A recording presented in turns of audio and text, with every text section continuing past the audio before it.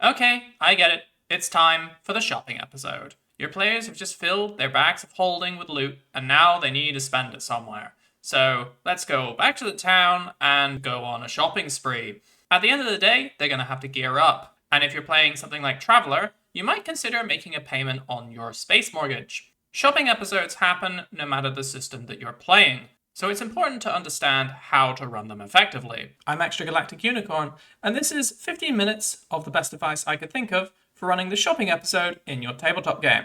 Let's get into it.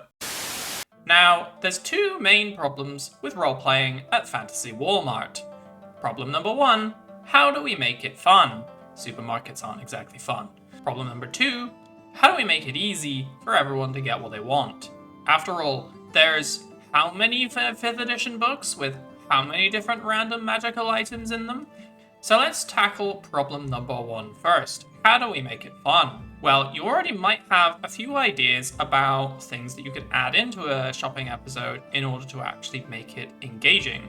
And to that I will say, the first thing that you need to do before you do that is read the goddamn room. Now don't get me wrong, your instinct is right. Adding something engaging into the shopping episode for your players to actually do and accomplish is the right mentality. However, please consider your players just might want to go shopping and then get it out of the way so they can get on with whatever they were doing.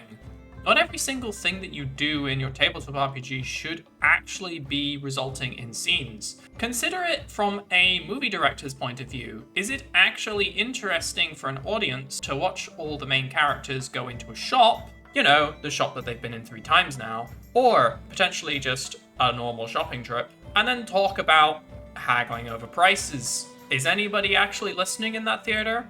Consider that. And at the end of the day, if the players do want to just get it over and done with, you should absolutely let them. And there's no way to really tell that. I can't tell you whether your players are going to be in the mood for some hard roleplay. I can't tell you whether your players have had a bad day at work and they just want to kind of relax and just talk about numbers for a little while. At the end of the day, that's going to be down to you and your own judgment. However, on the flip side of this, people might have been looking forward to role-playing that day, and they're actually a little bit disappointed. It's the shopping episode after all, and now they're just going to have to go to a bunch of shops, look at a bunch of spreadsheets, look at a bunch of numbers, and compare prices. That's not engaging for some people. So let's talk about a few things we can do to actually spice up our shops. Now, the next thing you'll probably be thinking is, okay, I need a shopkeeper who actually has a personality. And if you're saying that, I think you'd be on the right track. After all, you should be treating your shopkeeper NPC like any other NPC. They are a person, a living, breathing person. They just happen to own a business, and it happens to be where your players can get some stuff. Interacting with them is going to be something that the players can do. So giving the shopkeeper an essential clue to your main mystery is absolutely a really good thing to be doing. If you don't want them being related to the main goal and think that's a bit too sprawling, that's also a fine way to look at it. However, consider this. Side stories should ultimately be reflective of the main plot points. You're telling a story with your tabletop RPG. At the end of the day, that story has key plot threads and key themes. Your side story should ideally be in theme with the main plot thread. If you're running a horror, then consider having this side story explore a little bit more about some of the details of your main plotline. Let me give you an example. Let's say the players are investigators and they are investigating a haunted house. The main plot thread is that there is a ghost which is haunting the town, and it keeps coming back and killing people. The ghost is the long dead brother of the lord of the town, and that particular lord actually killed his brother, funnily enough, and his brother is now seeking vengeance from beyond the grave. Interesting little plot point, but it doesn't necessarily relate to our shopkeeper, who is a blacksmith. You see, he inherited the blacksmithy from his father, and his father had 2 sons. While he stayed at home to work the forge, his brother left town and became a merchant. However, the father left the merchant in his will, and now there's a dispute about who should get the blacksmith shop. Either one of these NPCs could hire the players to try and solve this dispute in their favor, or just come to an amicable conclusion. However, this side story cleverly mirrors our main plot thread on what is going on. We have 2 brothers feuding, And while it's not necessarily the same thing, we can start underpinning some of the themes of the main plot. Naturally, my example is a little bit obvious for the sake of argument, but you could do this with a number of different plots. Why not a wife and a husband? It's still ultimately about families not getting along, and therefore strengthens the main plot thread of the story that we're trying to tell. If I was running a side quest in that particular campaign, that's something that I would be trying to do, reinforcing the main themes of my plot and giving the players ideas about where things might actually be headed. Even if we're not telling the same story, we can at the very least provide context. Perhaps the players don't know about the murder yet. Well, all of a sudden we've just created foreshadowing, right? Side quests don't necessarily have to be related to the main plot like that though. You could also take this opportunity to break theme entirely and do something else. Horror's kind of running through my mind right now, it's October, so let's say we're running a horror again. This time we might decide that the shopkeeper's side quest is actually a rather comical jaunt. You can actually take this opportunity to explore new systems, explore new ideas, or just do something funny or silly to give everybody a break from the constant horror. After all, people might want something a little bit different if they've been playing the same campaign for over 6 months or so. Breaking theme isn't necessarily a bad thing. Now, how do we actually get the players to pick up this side quest? Well, we roleplay with them, of course. You should ultimately design an NPC with some connections in the town. The blacksmith is going to have a supplier. He's going to probably have a drinking buddy. He's probably going to know a few people in the town, and therefore he might be able to tell the players about them. Connecting this person to people in the town will also start to give you an idea of how their character is shaped. Perhaps they're friends with the local firebrand. Well, therefore they definitely don't like the Lord very much then. Or maybe they're the godparent of the stable boy who happens to be in the employ of the local town lord, therefore giving him a little bit of an inside track and gossip on what the lord has been doing. Building up these NPCs' relationships really helps you understand how they fit into the world. Towns and villages are places where people live and move around and talk to everybody else. And while you can start to think about personality and character aims, it's much more important to building a breathing, living world to understand how this person actually fits in the world. Now you might be thinking, hold on, this sounds like we're going to end up writing pages and pages of backstory for this guy. Well, you don't actually need to. Start making a diagram, put down our blacksmith, put down who he's friends with, draw some lines, and that's all you need to do. If the players broach some of the topics about their history in the town, you already have something to go on, and just improv it. You don't need comprehensive notes on every single person. Just make sure to remember what you do say, because in case you get quizzed on it later, write notes reflexively. That's kind of what I do, in my brain, unfortunately.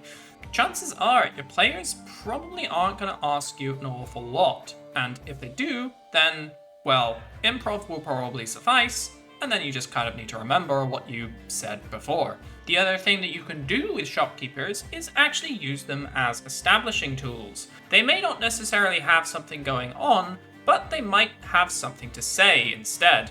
If your town is a friendly place, then, well, why not have the shopkeeper spark up a conversation with the adventurers? Ask them how they're doing, ask them how they've been, ask them what they've been doing, talk to them about their adventures, and generally try and show interest in what the players have been doing rather than focusing on the NPC. Flip the script a little bit, and then the players might get asking questions in return. Therefore, you can feed them information about what's going on in the town, and then point them in a direction of something you want the players to go and investigate.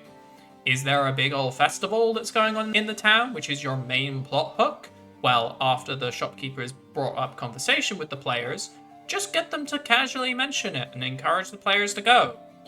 Real subtle like. If the town isn't so welcoming, well, use them to set the stage.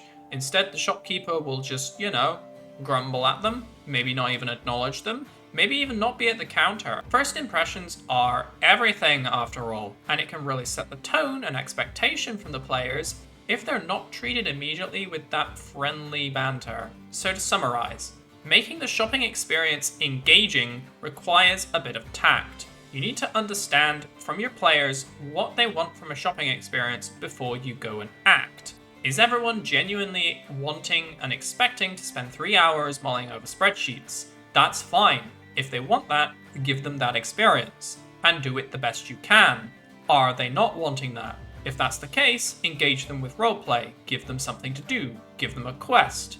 Establish the town, establish the themes, give them hints about the main plot and where to go next. Tell a separate side story and do something different, or have it reinforce your main plot. Problem number 2. I have 200 tabs open on my laptop, and I now cannot find the magic item that I want. Please help, DM. At the end of the day, a lot of different tabletop RPGs have gear, they have vehicles, they have magic items, and players are going to want to buy 1, 2, or all of these things. You might be running a campaign with a survival focus, and suddenly you need to think about water, food, managing weight, managing inventory space, feeding your pack animals, all sorts of general logistics. I love logistics. And at the end of the day, the shopping episode is going to be where everyone starts sorting all of those things out. There's a couple of techniques we can use to make this efficient. The first thing to do is know what your players are going to need.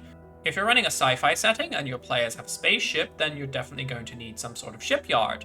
If you're running a fantasy game, then you might need a magic item shop.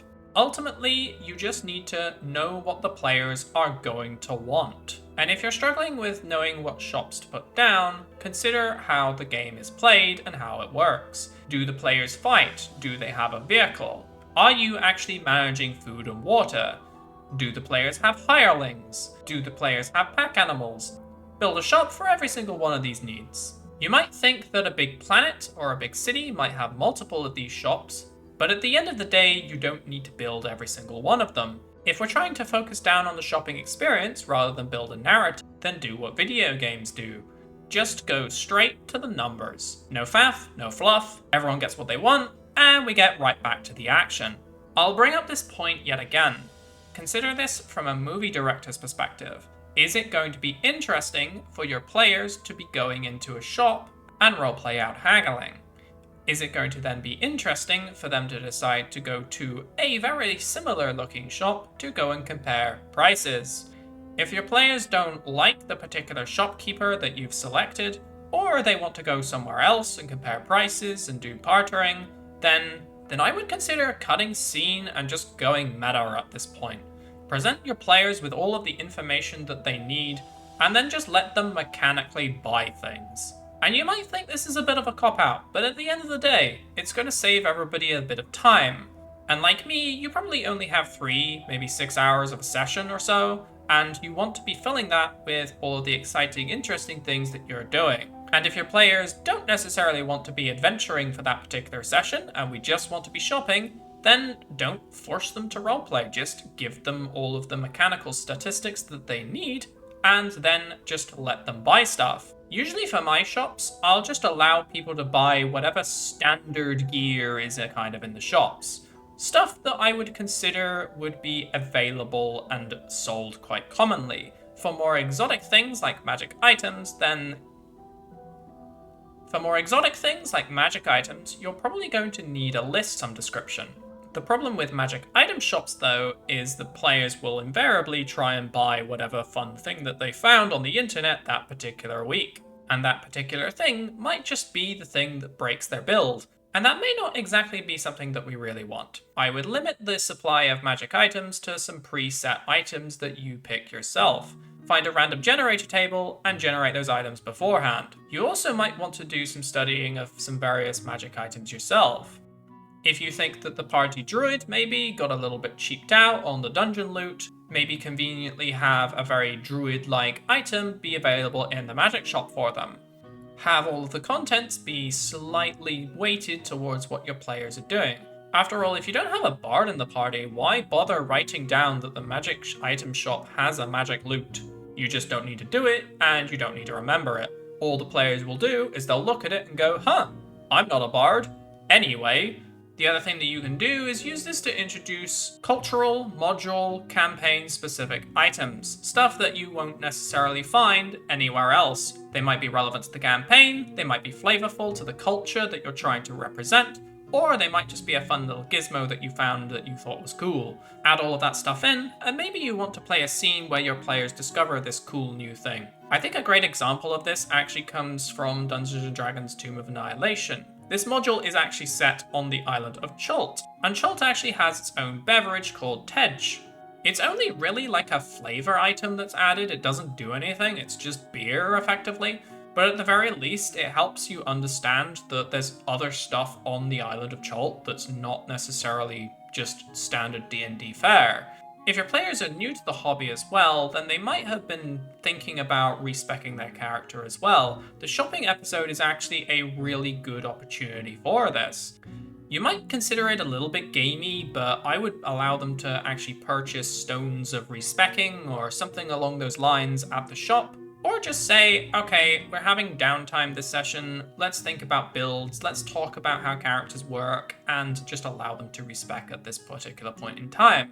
It's a natural break in the story flow after all, and you're probably not going to get another opportunity like that for a little while. It's also a really good opportunity for newer players to just talk about how their characters play and talk about the adventure that they've had. Use the shopping episode as not just a shopping episode. Give them downtime, give them time to reflect. Have a conversation at the inn, have a conversation at the town gates, talk about the adventure, and talk about what the next challenge is going to be. Let them plan their next move.